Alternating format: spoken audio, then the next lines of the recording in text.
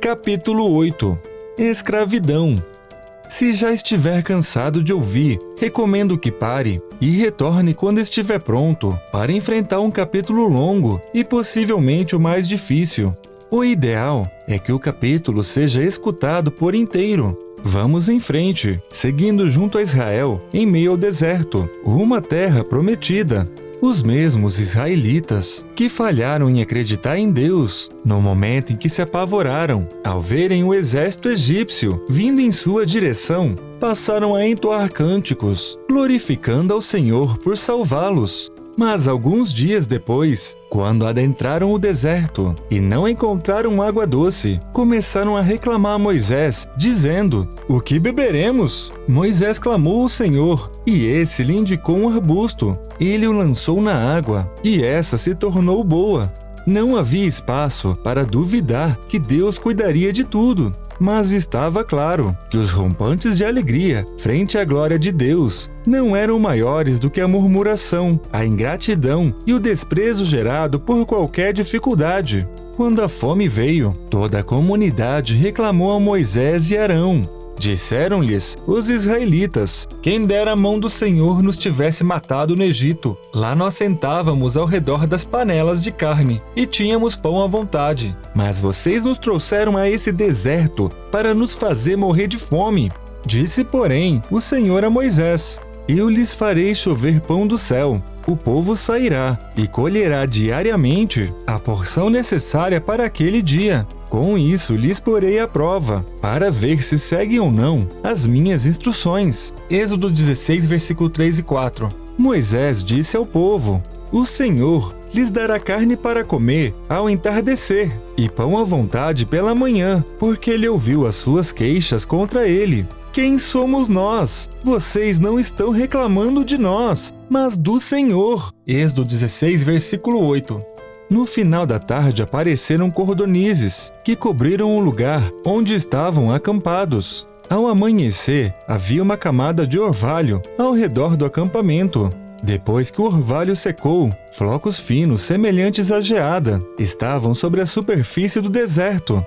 Quando os israelitas viram aquilo, começaram a perguntar uns aos outros: "Que é isso?" Pois não sabiam do que se tratava. Disse-lhes Moisés: "Esse é o pão que o Senhor lhes deu para comer." Êxodo 16, versículo 13 a 15. "Ninguém deve guardar nada para a manhã seguinte", ordenou Moisés. Todavia alguns deles não deram atenção a Moisés e guardaram um pouco até a manhã seguinte. Mas aquilo criou bicho e começou a cheirar mal. Por isso Moisés irou-se contra eles. Êxodo 16, versículo 19 a 20.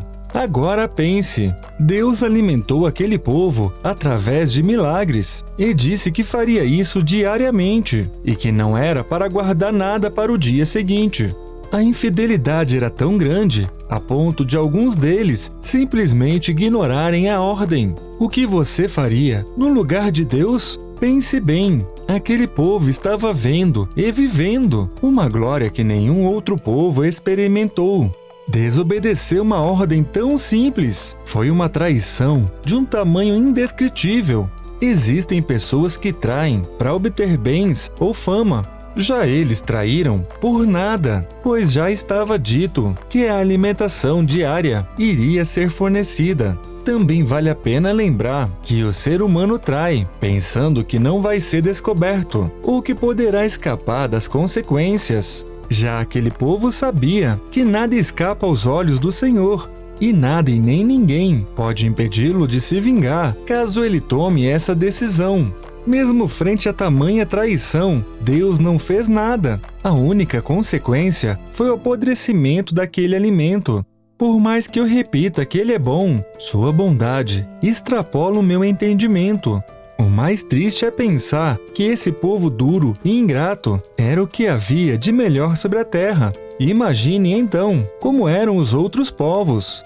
Não é à toa que Deus decidiu aniquilar os povos que já viviam na terra prometida a Israel. Na verdade, ele foi muito paciente.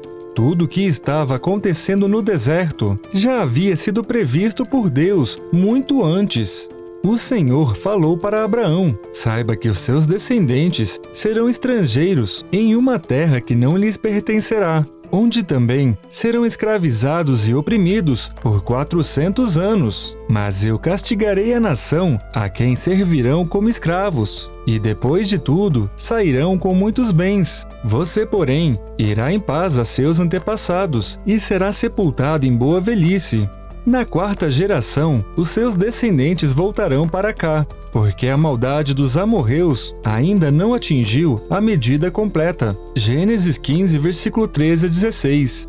Ou seja, Deus esperou 400 anos até que a maldade daquele povo chegasse a um nível intolerável.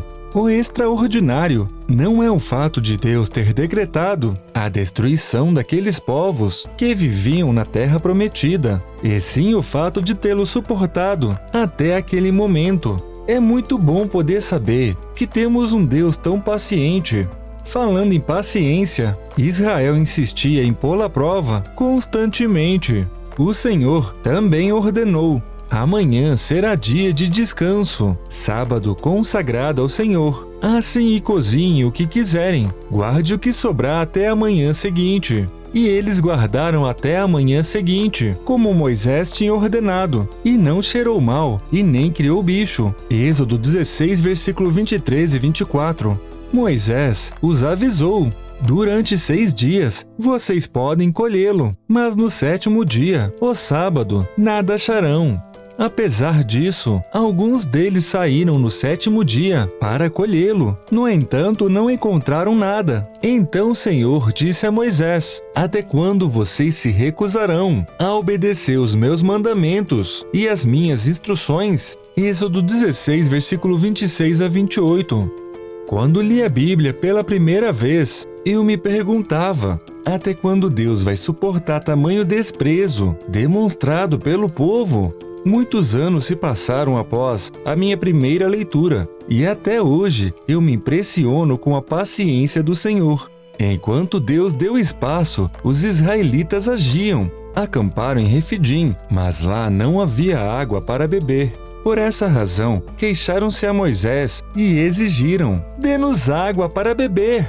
Ele respondeu: por que se queixam a mim? Por que colocam o Senhor à prova? Êxodo 17, versículo 1 e 2. Então Moisés clamou ao Senhor: o que farei eu com esse povo? Estão a ponto de apedrejar-me. Respondeu-lhe o Senhor: passe à frente do povo. Leve com você alguma das autoridades de Israel. Tenha na mão a vara com o qual você feriu o Nilo e vá adiante. Eu estarei à sua espera no alto da rocha, que está em Horebe. Bata na rocha e dela sairá água para o povo beber. Assim fez Moisés, à vista das autoridades de Israel. Êxodo 17, versículo 7. Deus detém todo o controle, mas o caos dos nossos corações torna tudo difícil à nossa volta. Para dar ordem ao caos, vieram as leis. No dia em que se completaram 3 meses que os israelitas haviam saído do Egito, chegaram ao deserto do Sinai. Naquele local, o povo passou por um período de preparação espiritual de 3 dias. Ao amanhecer do 3º dia, houve trovões e raios. Uma densa nuvem cobriu o monte, e uma trombeta ressoou fortemente. Todos no acampamento tremeram de medo. Êxodo 19, versículo 16. E Deus falou todas essas palavras: eu sou o Senhor, seu Deus, que te tirou do Egito, da terra de escravidão. Não terás outros deuses além de mim. Não farás para ti nenhum ídolo, nenhuma imagem de qualquer coisa no céu, na terra ou nas águas debaixo da terra. Não te prostrarás diante deles, nem lhes prestará culto. Porque eu, o Senhor teu Deus, sou Deus zeloso, que castiga os filhos pelos pecados de seus pais, até a 3ª e 4ª geração daqueles que me desprezam.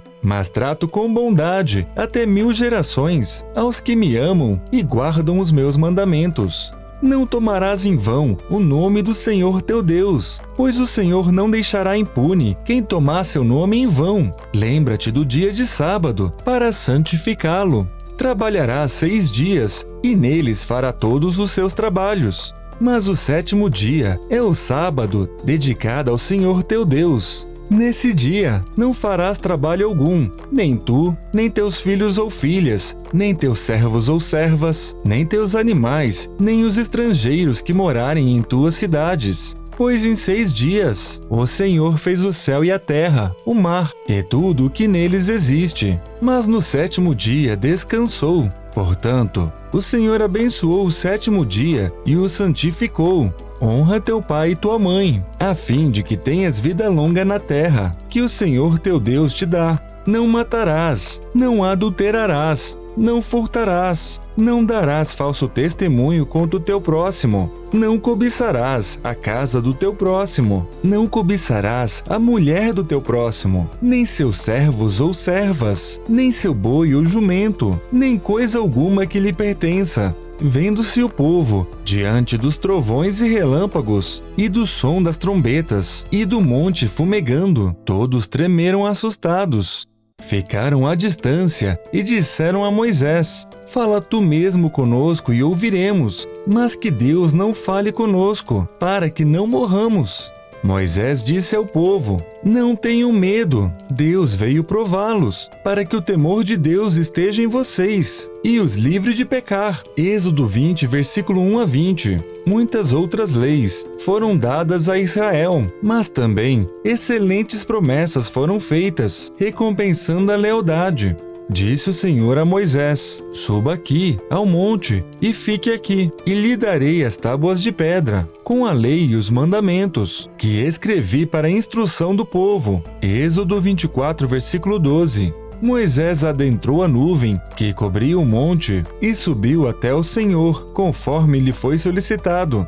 Ele permaneceu lá por 40 dias e 40 noites. Quando o Senhor terminou de falar com Moisés, no Monte Sinai, deu-lhe as 2 tábuas da aliança, tábuas de pedra, escritas pelo dedo de Deus. Êxodo 31, versículo 18. Quando o povo viu que Moisés demorava para descer do monte, reuniu-se ao redor de Arão e disse: Tome uma providência, faça para nós deuses que nos guiem. Não sabemos o que aconteceu com esse Moisés, que nos trouxe da terra do Egito para cá. Êxodo 32, versículo 1. O Senhor disse a Moisés: Rápido, desça do monte. Seu povo, que você tirou da terra do Egito, se corrompeu. Como se desviaram depressa do caminho que eu lhes havia ordenado. Derreteram ouro e fizeram um bezerro. Curvaram-se diante dele e lhe ofereceram sacrifícios. Dizem: Ó Israel, estes são os seus deuses, que o tiraram da terra do Egito. Êxodo 32, versículos 7 a 8. O que você faria no lugar de Deus? Na primeira vez que li esses relatos, pensei que eu destruiria a todos.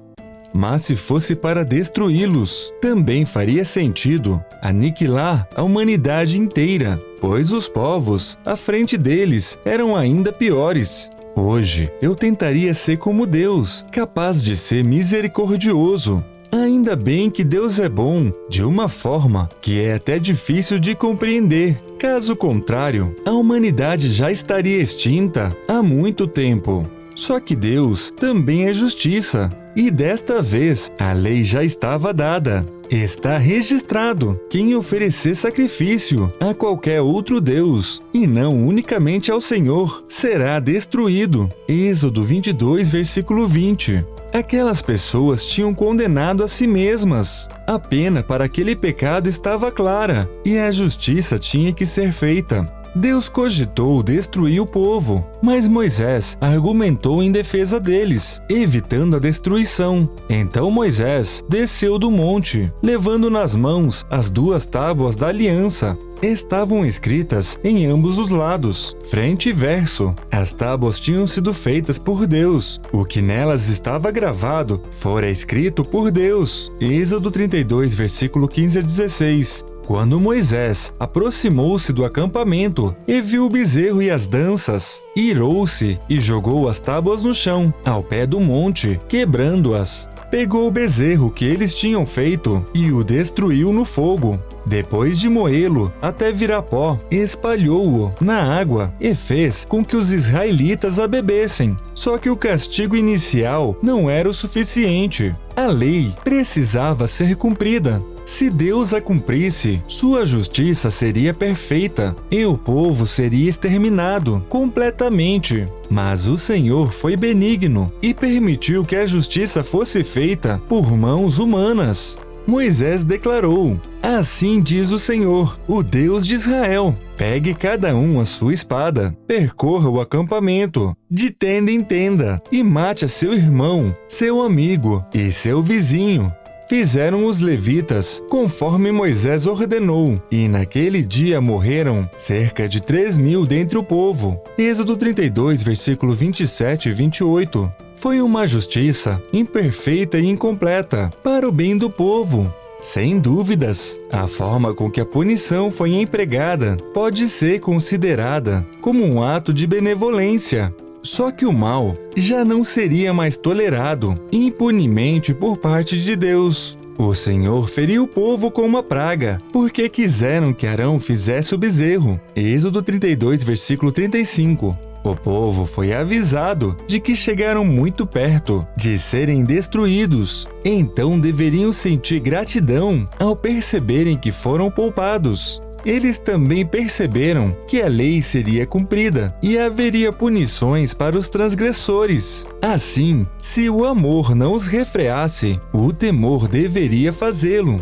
Mas nada, nem o amor, nem o temor, refreava por muito tempo o mal com o qual estavam acostumados. Aconteceu que o povo começou a queixar-se das suas dificuldades aos ouvidos do Senhor. Quando ele os ouviu, a sua ira acendeu-se, e fogo da parte do Senhor queimou entre eles, e consumiu algumas extremidades do acampamento. Números 11, versículo 1. Os israelitas pediam clemência, e eram perdoados, mas logo tornavam ao mal. Diziam eles: ah, se tivéssemos carne para comer! Nós nos lembramos dos peixes que comíamos de graça no Egito, e também dos pepinos, das melancias, dos alhos porós, das cebolas e dos alhos. Mas agora perdemos o apetite. Nunca vemos nada a não ser este maná. Números 11, versículo 4 a 6. Realmente aquele povo vivia um momento difícil, mas certamente não era nada fácil no Egito.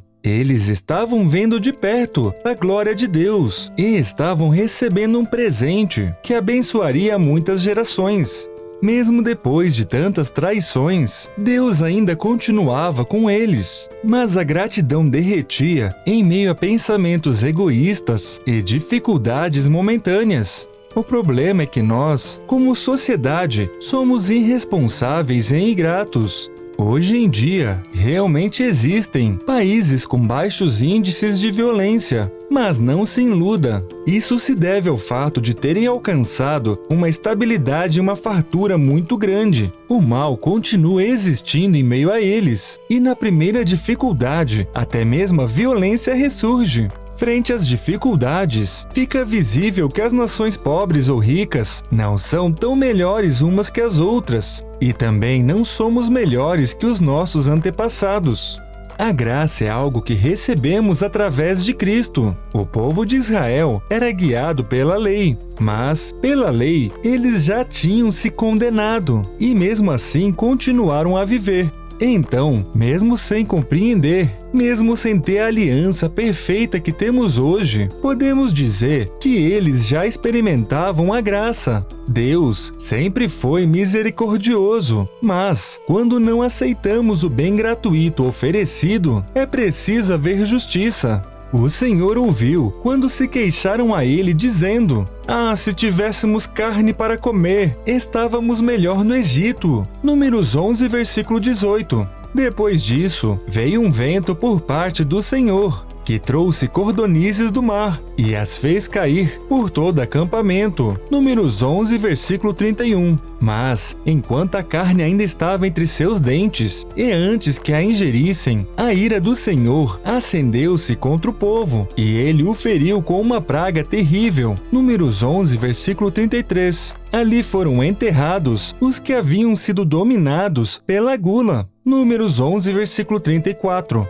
O Senhor disse a Moisés: envie homens para fazer o reconhecimento da terra de Canaã, a terra que eu dou aos israelitas. Mande um líder de cada tribo, de seus antepassados. Moisés fez conforme o Senhor ordenou. Do acampamento no deserto de Parã, enviou 12 homens, todos eles chefes das tribos de Israel. Números 13, versículo 1 a 3. Depois de 40 dias, voltaram de espiar a terra. Números 13, versículo 25. E deram o seguinte relatório a Moisés: entramos na terra a qual você nos enviou, onde manam leite e mel. Aqui estão alguns frutos dela. Números 13, versículo 27. Porém, 10 entre os 12 homens que haviam subido até a terra prometida disseram: não podemos enfrentá-los, são mais fortes que nós. Então espalharam entre os israelitas um relatório negativo sobre a terra, dizendo: a terra que atravessamos ao fazer o reconhecimento devorará quem for morar ali. Todas as pessoas que vimos são enormes. Números 13, versículo 31 e 32. Naquela noite, toda a comunidade começou a chorar em alta voz. Todos os israelitas queixaram-se contra Moisés e contra Arão, e toda a comunidade lhes disse: quem dera tivéssemos morrido no Egito ou nesse deserto, porque o Senhor está nos trazendo para essa terra só para nos deixar cair a espada? Nossas mulheres e nossos filhos serão tomados como despojo de guerra. Não seria melhor voltar para o Egito? E disseram uns aos outros: escolheremos um chefe e voltaremos para o Egito. Números 14, versículo 1 a 4. Josué, filho de Num, e Caleb, filho de Jofoné, dentre os que haviam observado a terra, rasgaram as suas vestes e disseram a toda a comunidade dos israelitas: a terra que percorremos, em missão de reconhecimento, é excelente. Se o Senhor se agradar de nós, Ele nos fará entrar nessa terra, onde manam leite e mel, e a dará a nós. Números 14, versículos 6 a 8. Mas a comunidade toda falou em apedrejá-los. Números 14, versículo 10. Caro ouvinte, como pode aquele povo voltar a se acovardar, tendo o Senhor ao seu lado? É perceptível que não havia nenhum desejo de mudança. Deus os libertou, mas infelizmente eles escolhiam continuar escravos da covardia, da ingratidão e de seus antigos costumes. A maldade era tanta que os fez se voltarem contra Deus, e ainda ameaçaram os 2 homens que se mantiveram fiéis. Perante a lei, o ato é condenável de diversas formas, mas a questão vai muito além da lei.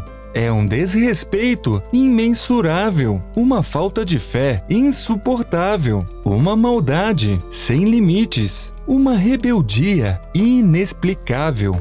Deus cogitou aniquilá-los novamente, e Moisés voltou a argumentar a favor do povo. Dentre os argumentos, ele disse: o Senhor é muito paciente e grande em fidelidade, e perdoa a iniquidade e a rebelião, se bem que não deixa o pecado sem punição, e castiga os filhos pela iniquidade dos pais, até a 3ª e 4ª geração. Segundo a tua grande fidelidade, perdoa a iniquidade deste povo, assim como a tens perdoado, desde que saíram do Egito até agora. O Senhor respondeu: eu os perdoei, conforme você pediu. No entanto, juro pela glória do Senhor, que enche toda a terra, que nenhum dos que viram a minha glória e os sinais miraculosos que realizei no Egito e no deserto, e me puseram à prova, e me desobedeceram 10 vezes, nenhum deles chegará a ver a terra que prometi como juramento aos seus antepassados. Ninguém que me tratou com desprezo haverá. Números 14, versículo 18 a 23. Cairão nesse deserto os cadáveres de todos vocês, de 20 anos para cima, que foram contados no recenseamento e que se queixaram contra mim.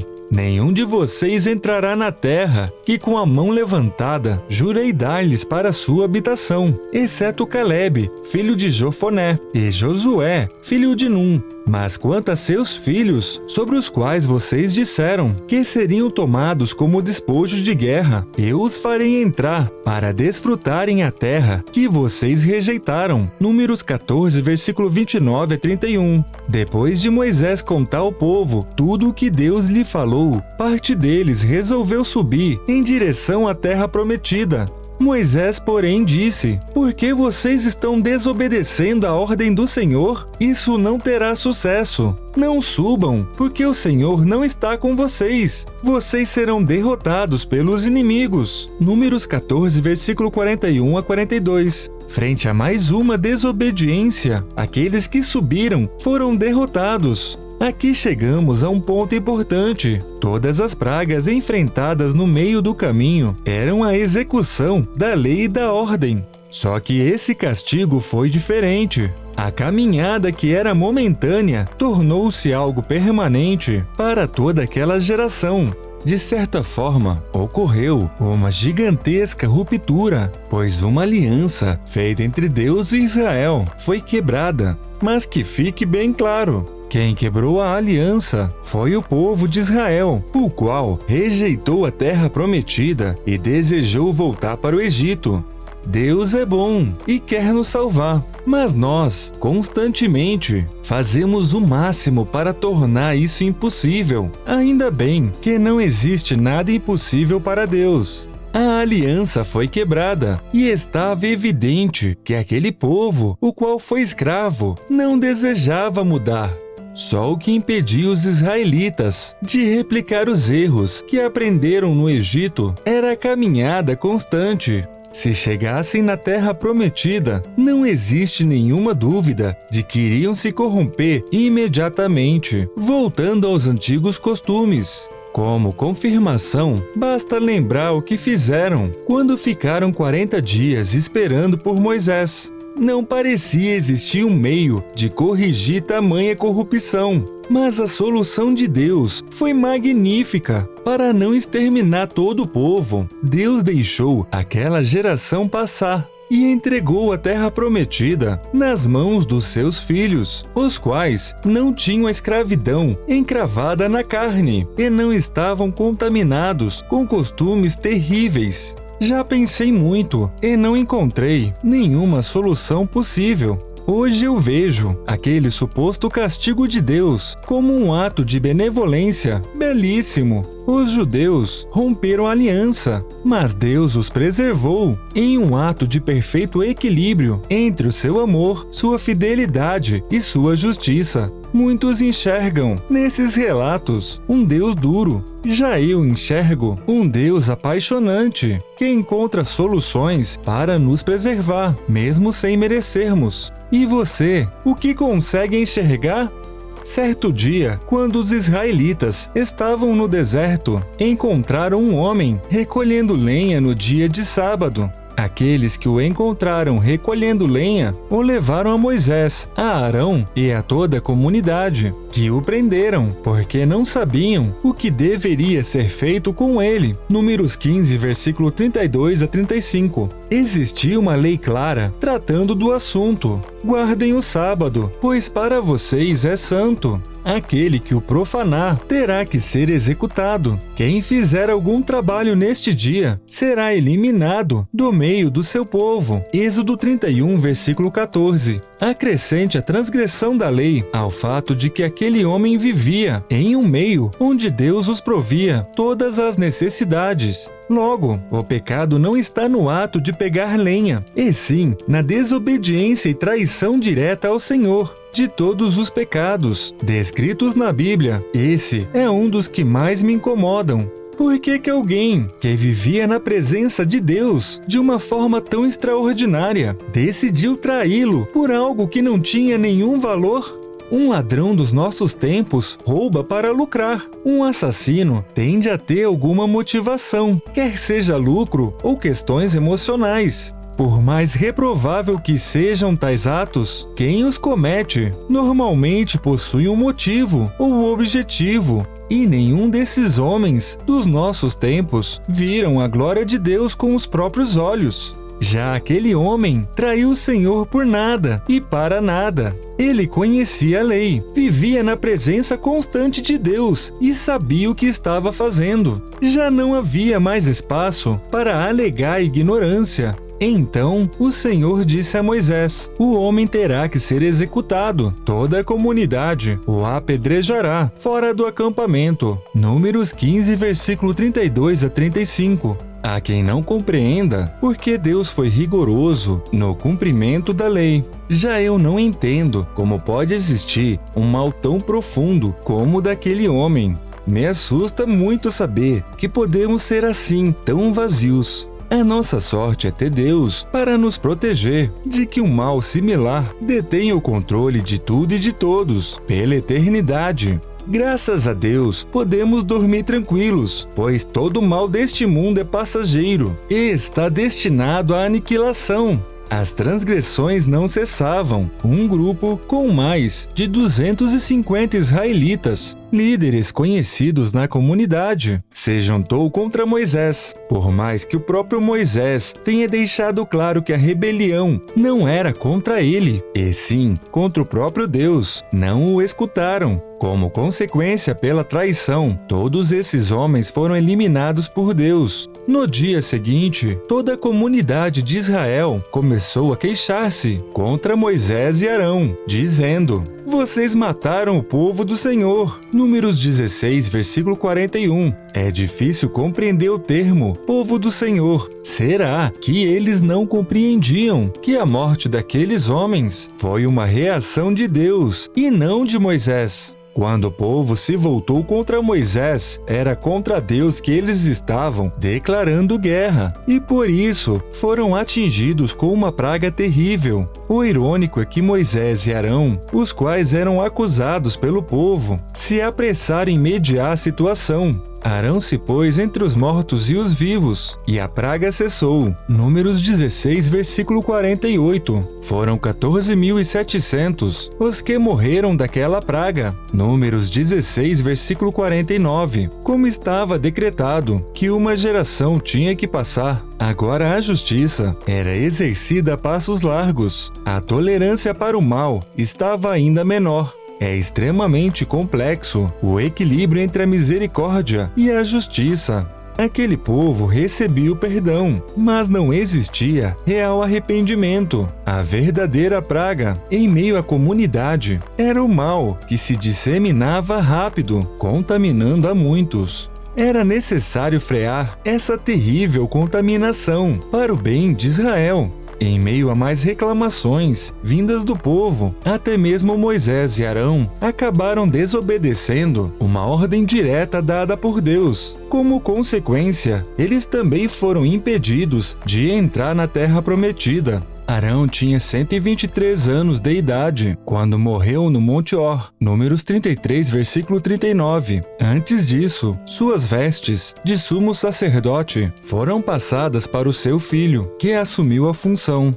Ocorreu que o rei cananeu de Arade atacou os israelitas. Números 21, versículo 1. Nesse momento, o povo lembrou de recorrer a Deus. O Senhor ouviu o povo de Israel e lhes entregou os cananeus. Israel os destruiu completamente, a eles e as suas cidades. Números 21, versículo 3. Assim que a ameaça passou, as reclamações recomeçaram. Então, o Senhor enviou serpentes venenosas que mordiam o povo, e muitos morreram. Números 21, versículo 6. O povo foi a Moisés e disse: pecamos quando falamos contra o Senhor e contra você. Ore pedindo ao Senhor que tire as serpentes do meio de nós. E Moisés orou pelo povo. O Senhor disse a Moisés: faça uma serpente e coloque-a no alto de um poste. Quem for mordido e olhar para ela, viverá. Moisés fez então uma serpente de bronze e a colocou num poste. Quando alguém era mordido por uma serpente e olhava para a serpente de bronze, permanecia vivo. Números 21, versículo 7 a 9. Ouvi uma interpretação muito interessante sobre essa passagem que merece ser replicada. Sempre vão existir aqueles que tentam ignorar o problema e seguir a vida, mas ignorar não fariam as serpentes desaparecerem. Também não adiantava tentar lutar, pois a força dos israelitas não era capaz de salvá-los. Teria pouco valor tentar ajudar outros, pois eles eram incapazes de salvar a si próprios. Da mesma forma, era inútil procurar proteção junto a Moisés, pois ele não podia fazer muita coisa. O caminho para a salvação já estava dado por Deus. Cumpri-lo era um exercício de fé. Muitas das passagens do Velho Testamento são meros simbolismos dos ensinamentos e acontecimentos perfeitos que foram revelados através de Cristo. Uma das mais belas revelações é a de que, da mesma forma como Moisés levantou a serpente no deserto, assim também é necessário que o Filho do Homem seja levantado, para que todo o que nele crer tenha vida eterna. João 3, versículo 14 e 15. O que podemos aprender com isso? Ignorar o mal não nos livrará dele. É ilusão achar que podemos vencer lutando por nossa conta, pois a verdadeira força não vem de nós. Os méritos de realizar boas obras não são capazes de comprar a nossa salvação, pois o preço é muito alto e foi pago por Cristo. Líderes religiosos podem até ajudar ao apontar para onde devemos olhar, mas o caminho da salvação é o mesmo, até mesmo para eles. O Filho do Homem foi levantado para ser nossa salvação, e crer nele é o único caminho. Os israelitas continuaram em frente. Outros inimigos surgiram e foram vencidos, pois, apesar de tudo, Deus continuava com eles. Só que muitos deles jamais estiveram realmente com Deus. Enquanto Israel estava em Sitim, o povo começou a entregar-se à imoralidade sexual com mulheres moabitas, que os convidavam aos sacrifícios de seus deuses. O povo comia e se prostrava perante esses deuses. Números 25, versículo 1 e 2. Ao ler a Bíblia, muitos tentam classificar como cruel o ato de exterminar os povos que viviam na Terra Prometida, mas esse é um entendimento superficial de quem não compreende que o verdadeiro mal eram as práticas desses povos. Homens ou mulheres, e até mesmo crianças, carregavam costumes que se disseminavam como pragas altamente contagiosas. Está aqui um fato que muitos ignoram. Ideias e práticas são altamente contagiosas e podem ser avassaladoramente mortais. Entre as guerras que eles tinham que enfrentar, Deus avisou: se vocês não expulsarem os povos que vivem na terra, aqueles que restarem serão como farpas em seus olhos e espinhos em suas costas. Serão um tormento para vocês na terra em que habitarem. Números 33, versículo 55. Não se tratava apenas de conquistar. Naquele tempo, as guerras eram justiça ordenada por Deus. A intenção de limpeza era evidente. A ordem foi: vocês queimarão as imagens de deuses dessas nações. Não cobicem a prata e o ouro de que são revestidas. Isso lhe seria uma armadilha para o Senhor, o seu Deus. Isso é detestável. A decisão não era tomada por homens. Houve povos que Deus ordenou que fossem poupados, como foi o caso dos amonitas. A ordem foi: não sejam hostis a eles, pois não darei a vocês parte alguma das terras dos amonitas, pois eu a entreguei aos descendentes de Ló. Deuteronômio 2, versículo 19.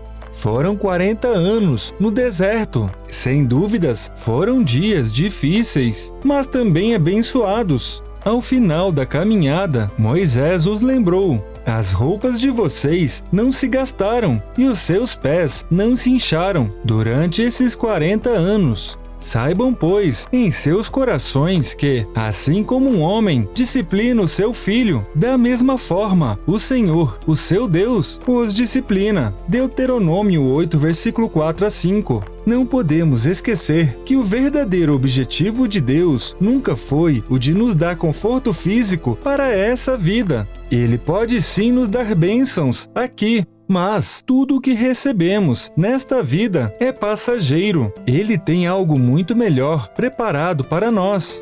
Moisés subiu ao Monte Nebo, de onde Deus lhe mostrou a terra prometida, mas ele não a adentrou. Moisés, o servo do Senhor, morreu ali em Moabe, como o Senhor dissera. Deuteronômio 34, versículo 5. Algum tempo antes disso acontecer, Deus o avisou: você vai descansar com seus antepassados, e este povo logo irá prostituir-se, seguindo os deuses estrangeiros da terra em que vão entrar. Eles se esquecerão de mim e quebrarão a aliança que fiz com eles. Deuteronômio 31, versículo 16. Quando eu os tiver introduzido na terra onde manam leite e mel, terra que prometi sob juramento a seus antepassados, e quando tiverem comido com fartura e tiverem prosperado, eles se voltarão para outros deuses e os adorarão, rejeitando-me e quebrando a minha aliança. Deuteronômio 31, versículo 20. Se aquele povo iria se corromper novamente, será que valeu todo esforço para purificá-los? A resposta é simples. Claro que sim, pois cada pessoa salva a partir daquela purificação valeu todo esforço.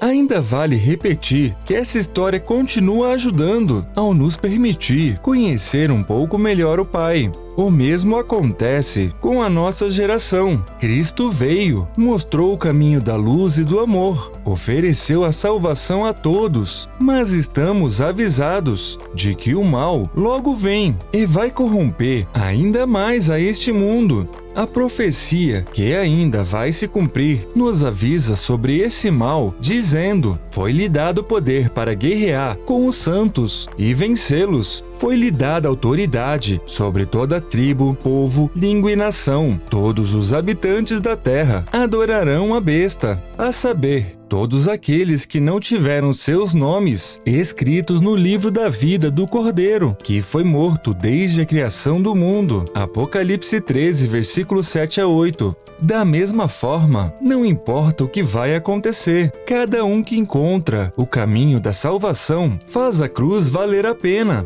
A intenção nunca foi salvar o mundo, porque o mundo nunca quis ser salvo. A intenção é iluminar pessoas que desejam ser iluminadas. Valeu a pena, vale a pena e valerá a pena, mesmo quando o mal estiver no domínio. E nunca se esqueça, o final dessa história é feliz. Não deixe os problemas relatados te fazer perder de vista que todo o mal será aniquilado e encontraremos paz e plenitude junto ao Senhor. Quer um exemplo? Basicamente, acabei de contar a história de Moisés, do seu nascimento à morte. Ele matou um homem, depois tentou negar o chamado de Deus. Em meio ao deserto, se enfureceu e quebrou a tábua dos mandamentos, que foi escrita por Deus. Depois, desobedeceu uma ordem do Senhor. Como consequência, foi impedido de entrar na terra prometida. Há quem enxergue fracasso, quando na verdade foi uma história vitoriosa. Moisés foi para um lugar muito melhor do que aquela terra.